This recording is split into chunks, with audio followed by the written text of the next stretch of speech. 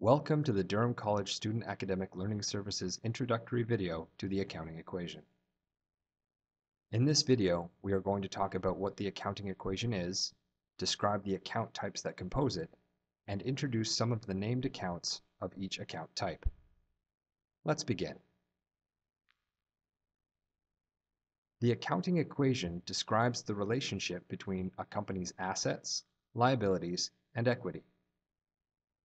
Another way of thinking about the accounting equation is that it describes what the company has and why they have it. Because it is actually a mathematical equation, there are some things we know must be true. The equation must always balance. What this means is that if there is change on one side of the equation, there must be equal change on the other side in the same direction. So if one side of the equation goes up, the other side must also go up. If one side of the equation goes down, the other side must also go down. When there is change, it does not have to be on both sides of the equal sign. A change can occur on only one side, left side or right side, as long as there is another change of the same amount but opposite in direction. Before we continue exploring the accounting equation, it's very helpful to talk about equity in more detail.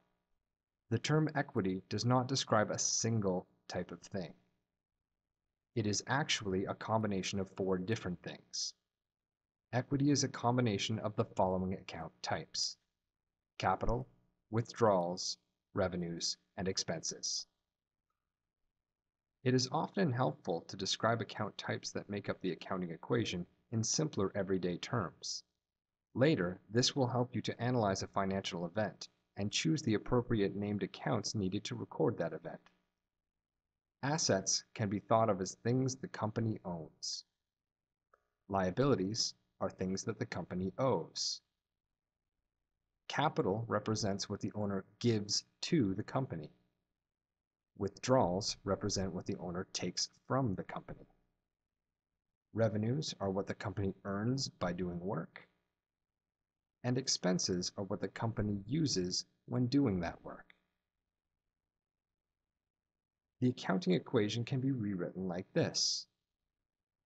Although longer, this expanded version of the accounting equation will be helpful when learning about debits and credits. It is extremely useful to become familiar with the more commonly used named accounts. Some common asset account names are cash, accounts receivable, supplies, and prepaid rent. Note that any account with the words prepaid or receivable in its name is an asset account. Some common liability account names include accounts payable, notes payable, utilities payable, and unearned revenue. Note that liability accounts typically have the word payable as part of their name. However, any account with the word unearned as part of its name is also a liability account. There is only one named capital account, and that will be the name of the owner followed by the word capital. Similarly, there is only one named withdrawals account, and that will be the name of the owner followed by the word withdrawals. Some common revenue account names are fees earned, service revenue, and interest earned. Named revenue accounts typically have the word earned as part of their name after a brief description of what type of work was done. For example, haircutting fees earned. Some common expense account names include salaries expense, wages expense, hydro expense, and rent expense. Note that any account with the word expense as part of its name is an expense account. Each type of account has an expected balance, either debit or credit. This is determined by whichever causes the account type to increase.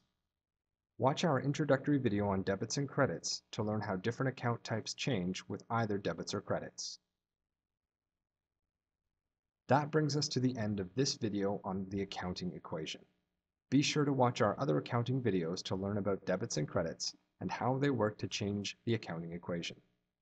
If you have any questions about this material, I encourage you to come to the SAL Center located in room 204 of the Student Services Building and make an appointment with the appropriate learning skills advisor. Thanks for watching.